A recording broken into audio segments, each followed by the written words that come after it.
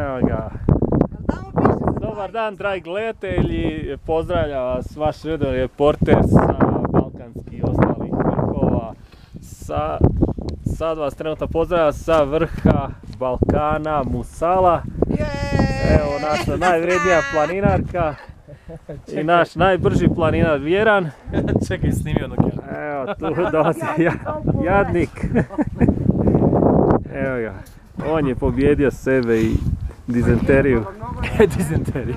Dijareju i ostalo. Ali zašto tamo piše da mi imamo 2,5 sata?